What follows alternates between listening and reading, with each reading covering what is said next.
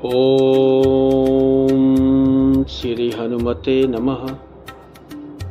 नमस्कार। भक्ति यात्रा में आप सभी का स्वागत है। आज हम लोग हनुमाष्टक के प्रथम पद पर चर्चा करेंगे और श्री हनुमत प्रभु का आशीर्वाद प्राप्त करेंगे। पद से आप सभी परिचित हैं, तथापि निज सुख के लिए आइए पद का एक बार पाठ कर लेते हैं। बाल समय रवि भाछिलियो, तब तीनहु लोक भयो अंधियारो। ताहि सो त्रास भयो जग को, यह संकट काहू सो जातन टारो। देवन आनी करी बिनती, तब छाड़ दियो रवि कष्ट निवारो। को नहीं जानत है जग में, कपि संकट मोचन नाम तिहारो। कपि संकट मोचन नाम तिहारो। देखिए, पद का अर्थ तो सरल है, बहुत ही सरल है, और बाल्यावस्था से हम लोग इस पद को गा रहे हैं। यह प्रसंग भी हनुमान जी के बाल्यावस्था की है। जब हनुमान जी बालक थे तो सूर्य के अरुण बिंब को लाल फल समझकर मुख में रख लिए थे, और जिससे तीनों लोक में अंधकार फैल गया, संसार में भय व्याप्त हो गया। किसी को कुछ भी सूझ नहीं रहा था कि इस आकस्मिक संकट से कैसे पार पाया जाए। तो आखिर में देवताओं ने हनुमान जी से विनती की, और तब जाकर हनुमान जी ने सूर्यदेव को छोड़ दिया। तो हे बजरंगबली, गोस्वामी तुलसीदास जी कहते हैं कि आप इस संसार में आपको कौन नहीं जानता, और आप संकट मोचन हैं, आप संकटों को हरने वाले हैं। तो देखिए, साधारण अर्थ तो इस पद का यही हुआ। यहाँ इस पद में अगर आप गहराई से देखेंगे तो दो तीन बातें ऐसी हैं जो रहस्य मूलक हैं। पहली बात कि सूर्य देव को भक्षने वाले हनुमान जी, सूर्य महाराज को कष्ट देने वाले हनुमान जी, जगत को अंधकारमय बनाने वाले हनुमान जी,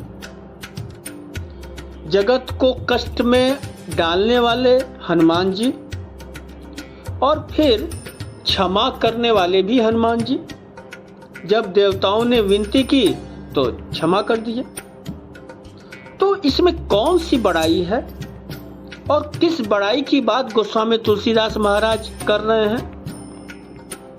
सामान्य लोक व्यवहार में बल के द्वारा त्रास देना, कष्ट देना, और फिर अनुनय विनय करने पर छोड़ देना, यह भी भला कोई पुण्य का कार्य हुआ?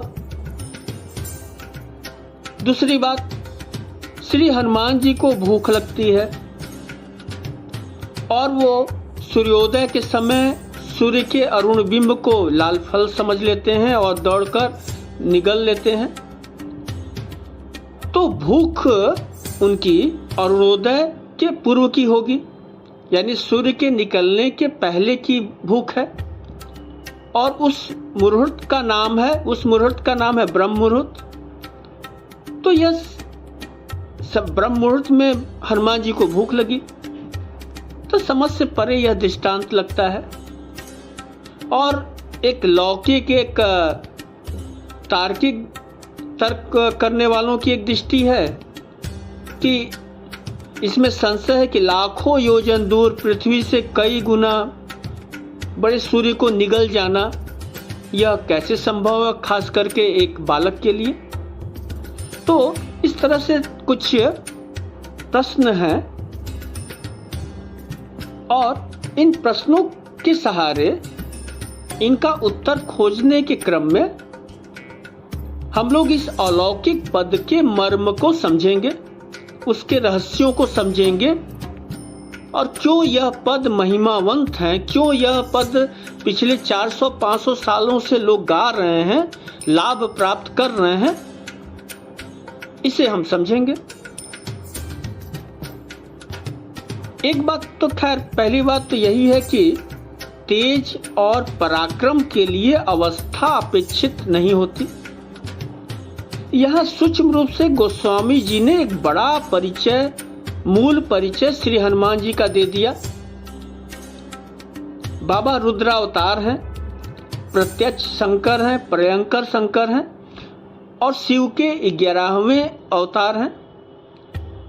और आप जानते हैं महादेव की भ्रुकुटी अगर थोड़ी सी टेढ़ी हो जाए तो सूर्य क्या, लाखों सूर्य की सत्ता समाप्त हो जाए, यह ब्रह्मांड समाप्त हो जाए, किसी का कोई अस्तित्व ही न बचे। रुद्र देह तजी नेह बस बानर भयो हनुमान। तो हनुमान जी रुद्रावतार हैं और यही कारण है, आप देखिए कि श्री रामचरितमानस के 7 कांडों में से 6 कांड में शिव स्तुति है, शिव अर्चना है, पर सुंदर कांड में शिव स्तुति नहीं है। आवश्यकता नहीं पड़ी क्योंकि यहाँ इस कांड में तो स्वयं रुद्र ही लीला कर रहे थे। एक प्रमाण और भी ले सकते हैं आप, शिव उमा संवाद में, जहाँ बहुत कठिनाई से महादेव अपने को छिपा पाते हैं।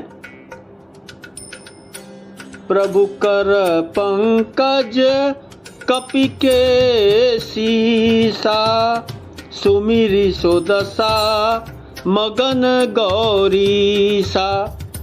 सावधान मन करि पुनि शंकर, लागे कहन कथा अति सुंदर। सुमिरी सो दशा मगन गौरीसा, सावधान मन करि पुनि शंकर। यानी प्रभु श्री राम का कर कमल हनुमान जी के सिर पर है और इस स्थिति का स्मरण करके, इस स्थिति को याद करके शिवजी प्रेम मग्न हो जाते हैं और फिर मन को सावधान करते हैं और सुंदर कथा कहने लगते हैं। तो कहने का तात्पर्य है कि हनुमान जी कोई और नहीं, शंकरावतार हैं और ऐसा शास्त्र हमें बताते हैं। एक बात ध्यान रखें, हनुमान जी अमृत हैं, अमर हैं। चारों काल सतयुग, त्रेता, द्वापर, कलयुग में उनकी उपस्थिति सतत है। चारों युग प्रताप तुम्हारा है, प्रसिद्ध जगत उजियारा। चारों युग में उनकी महिमा है, अतः अमृत है, मित्र धर्मा नहीं है, मृत्यु से मुक्त है। और मृत्यु से मुक्त व्यक्ति की यात्रा याद रखें, या तो ऊपर की होगी या फिर नीचे की होगी, समय के समानांतर नहीं होगी, क्योंकि समय के समानांतर चलने पर एक अंत सुनिश्चित होता है। दृश्यगत जगत की यात्रा नहीं होगी, समतल भूमि पर यात्रा नहीं होगी। हनुमान जी बाल्यावस्था में लीला कर रहे हैं, तो एक बात तो यह है कि बच्चों जैसी क्रिया करेंगे। और आपने देखा होगा कि बच्चे कुछ भी देखते हैं तो उसे पकड़कर मुंह में लगाते हैं, मुंह में डालते हैं, प्रयत्न करते हैं। तो हमारे अतुलित बलधाम रुद्रावतार के लिए तो पूरा ब्रह्मांड ही आंगन है, और अपने आंगन में वो कुछ भी पाएंगे तो मुख में रखेंगे। यह लीला भाव की बात हुई। फिर धर्म में प्रतीकों का बड़ा महत्व होता है। प्रतीकों के सहयोग से ही हम धर्म के मर्म को समझते हैं। अलौकिक की साधना के लिए लौकिक प्रतीकों का सहारा लेना पड़ता है। हालांकि इसमें एक दोष निहित होता है, और यह दोष हम सभी लोगों में है, अधिकांश लोगों में है, कि हम लोग प्रतीकों को मूल मान बैठते हैं, और जिसकी परिणति यह होती है कि धर्म माने कुछ कर्मकांड। जैसे कोई विद्यालय जाने वाला बालक हो और स्कूल ड्रेस अपने परिधान पहनकर पानी का बोतल लेकर टिफिन लेकर घर में बैठ जाए, विद्यालय न जाए, या वहां पहुंचकर न शिक्षकों को सुने, न उनके निर्देशों का पालन करे, न कोई क्रिया करे, तो उसे विद्या लाभ नहीं हो सकता। ठीक इसी तरह धर्म में भी, अध्यात्म में भी कुछ यात्रा करनी होती है, कुछ अपने अंतर जगत को देखना होता है, कुछ दूर चलना होता है, तब धर्म का मर्म जो है समझ में आता है। बाल्यकाल में श्री हनुमान जी ने सूर्य को फल समझ लिया, मुख में रख लिया, जगत में अंधकार छा गया, देवताओं ने विनती की और हनुमान जी ने सूर्य को मुख से बाहर निकाला। अगर यहीं रुक गए आप, तो हनुमान जी का परिचय आप ऊपरी तौर पर पाएंगे। यह कई सूक्ष्म भाव हैं जिसे पकड़ना होगा। पहली बात तो यह है कि हनुमान जी की यह यात्रा तमसो मां ज्योतिर्गमय की यात्रा है, अंधकार से प्रकाश की यात्रा है। और याद रखें कि प्रकाश बिना जीवन हो सकता है, प्रकाश बिना जीवन की कल्पना आप नहीं कर सकते। और प्रकाश आप देख भले न पाए, लेकिन उसकी उपस्थिति में आप ऊर्जावान होते हैं, आप क्रियात्मक रूप से सक्रिय होते हैं। तो जीवन के लिए प्रकाश की आवश्यकता है। प्रकाश के लिए जीवन की आवश्यकता नहीं है, लेकिन जीवन के लिए, इस धरती पर रहने के लिए आपको प्रकाश की आवश्यकता है, आपको सूर्य की आवश्यकता है, और सूर्य देव की शरण में आपको जाना पड़ेगा। दूसरी बात, हनुमान जी ने 2 बार मुख में कुछ रखा। एक प्रसंग तो यही है जिसकी हम लोग चर्चा कर रहे हैं, बाल समय रवि भक्ष लियो। दूसरा प्रसंग भी आप जानते हैं, प्रभु मुद्रिका मेलि मुख माही, जलधि लांघ गए अचरज नाही। माता सीता की खोज के लिए जब हनुमान जी त्रिकुट यात्रा पर निकले, तो प्रभु श्री राम को भरोसा था कि हनुमान जी उनका कार्य कर देंगे, और उन्होंने अपनी मुद्रिका, अपनी अंगूठी दी थी। समुद्र लंघन के दौरान हनुमान जी ने श्री राम जी की अंगूठी मुख में रखकर समुद्र को लांघ लिया, और जगत को कोई आश्चर्य नहीं हुआ। तो इन दोनों प्रसंग से हम लोग क्या तात्पर्य निकालें? सूर्यदेव हनुमान जी के गुरु हैं, श्री राम उनके प्रभु हैं, और हनुमान जी ने गुरु और गोविंद दोनों को मुख में रखा। जिह्वा पर गुरु गोविंद दोनों विराजमान हैं। साधक, याद रखें, साधक साधु संतों के पास 2 ही बल होता है, एक गुरु का और एक परमात्मा का। तीसरा बल भक्त के लिए, संत के लिए होता ही नहीं है। जबकि हम जैसे लोग जो सांसारिक लोग हैं, हम लोग अपने बल पर जीते हैं। भले बोले कि प्रभु के भरोसे, लेकिन प्रभु पर भरोसा कुछ करते नहीं है, जगत पर ज्यादा भरोसा होता है। तो हम लोग अपने बल पर जीते हैं। जब धर्म हम कर रहे होते तो भी एक छिपी आकांक्षा होती है, एक भाव होता है कि हम अपने बल से सब कुछ जीत लेंगे, प्रभु को भी प्राप्त कर लेंगे। तपस्या, उपवास, व्रत की महिमा है, पर साधारण मनुष्य इसमें भी अपना बल देखता है कि मैं यह व्रत, लगता है कि यह कोई उपलब्धि है जो उसने हासिल कर ली है। तो जो तपस्या करते हैं, व्रत करते हैं, जो उपवास रखते हैं, अगर ईमानदारी से देखेंगे तो उनके इस कर्म में समर्पण का भाव नहीं होता, एक अनवरत संघर्ष चलता रहता है अपने को जीतता हुआ देखने का।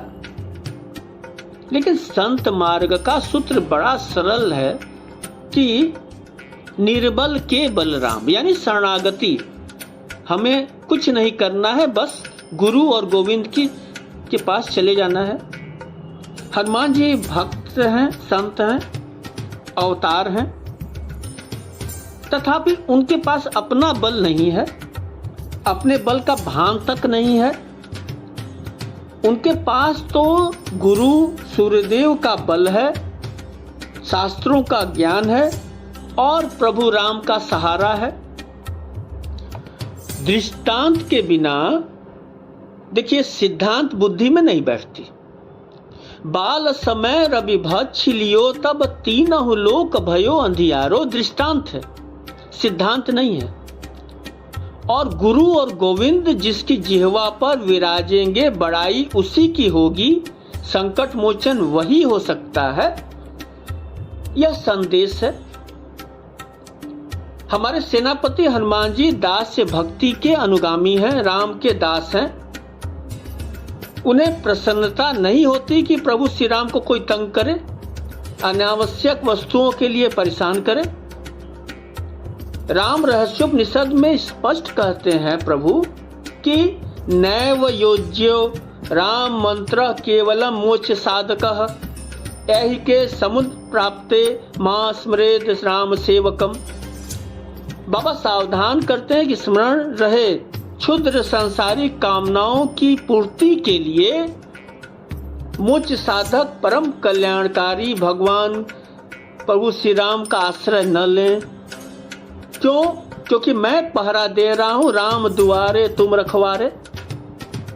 बाबा को यह पसंद नहीं है कि तुच्छ वस्तुओं के लिए भगवान को कोई कष्ट दे। तो फिर हल कैसे निकलेगा? तो उनका कहना है कि अरे मूर्खों, इन तुच्छ वस्तुओं को तो मैं प्रभु की कृपा से दे दूंगा, मेरे ही पास है, ले जाओ, क्यों प्रभु को कष्ट देते हो? नैव योज्य नाम मंत्र केवलम मोक्ष साधक, एके समुन प्राप्ते मां स्मरेद राम सेवकम। अरे मूर्ख, इन तुच्छ वस्तुओं को तो प्रभु कृपा से मैं ही देने में समर्थ हूं, तो मेरे मालिक को क्यों कष्ट देते हो? तो इस सांसारिक जगत में संकट मोचन हनुमान जी हैं। शैव, वैष्णव, शाक्त तीनों परंपराओं के बीज हैं और हमें उनकी अभिरक्षा मिल जाए तो सब काम बन जाए। और गोस्वामी जी जिस बड़ाई की बात कर रहे हैं, दृष्टांत रूप में बताना चाहते हैं, वह यही है। एक बात अवश्य याद रखें, हनुमाष्टक जो है एक सरल साधना मंत्र है। बस आवश्यकता है भाव से, शुद्ध अंतर मन से हम उसका पाठ करें, अपने को निर्बल समझकर पाठ करें, तो हनुमत कृपा अवश्य मिलेगी। आज बस इतना ही। नमस्कार।